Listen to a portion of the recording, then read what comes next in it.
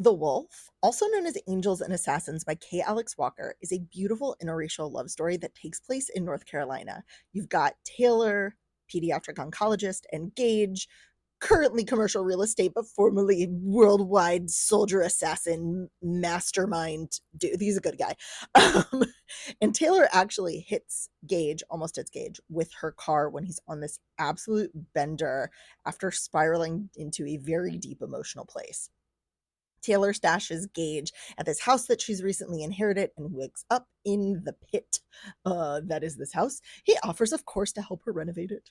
And over the course of these few weeks, they really do form a chemistry. We also learn that Taylor has a stalker who is leaving her love notes, and Gage will not stand for that.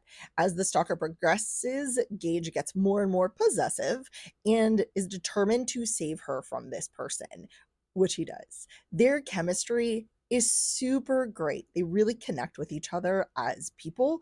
They communicate, they fuck up, and they get over it. I liked them as a couple. My biggest complaint with the book is, look, the sex is hot, the chemistry off the charts. But if you're standing in front of someone with a towel, I would like them to ask me before they rip it off. Because, like, what if you had a striptease in mind? You don't know because you didn't ask. Go read it, The Wolf by K. Alex Walker. That One Night, the prequel to Pucking Around by Emily Rath. Whew. I mean, I'm so glad I read this prequel before the book. It really does set the stage for everything in that book, which I'll talk about later. Okay, that one night, we get to meet Rachel and Jake, and their chemistry is so instantaneous. And you can tell that Jake is just the best, the most adorable golden retriever cinnamon roll, and yet he fucks like it's his goddamn job and he is going to get a raise. I mean, that's all I can say. I loved their connection. I love their communication. The asking that happens in this scene, can I kiss you? Can I touch you? Can I fuck you? All of it. What do I need to do to get you there, baby? Oh, I mean, besides the fact that not everybody likes baby girl, that's your opinion. I It was like everything that I wanted to see in an encounter.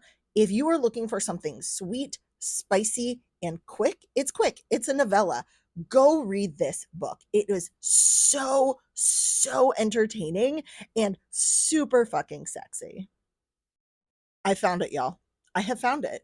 My ideal hockey romance novel. I know that there are more out there. You're going to tell me which ones are your favorite, but I'm pretty sure that I have found mine in Pucking Around by Emily Rath. This book starts with a prequel, which I read and I've already talked about, but oh my goodness. I love that they call it polyamory.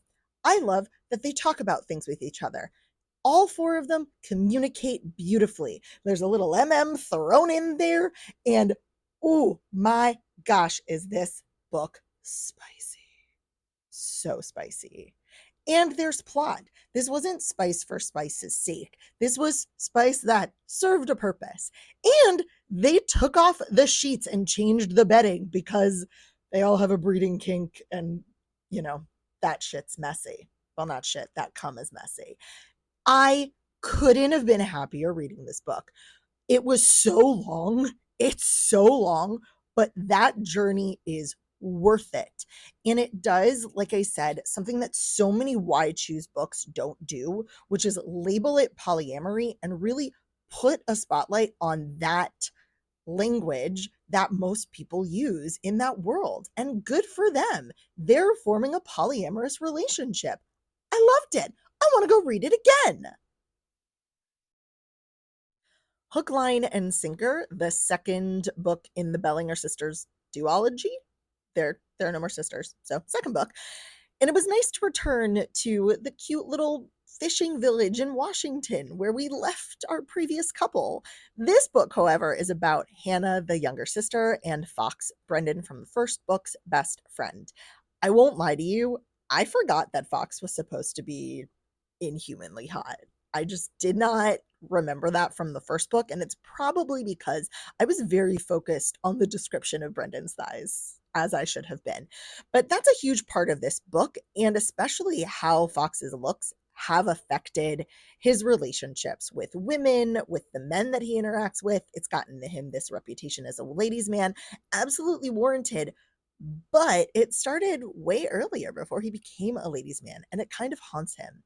So, what's really intriguing about this book is the relationship that they've built without sex that started way back in the first book that continues with months of texting and little videos and music and that connection that they're building until they get back into the same place and they realize that they also have physical chemistry.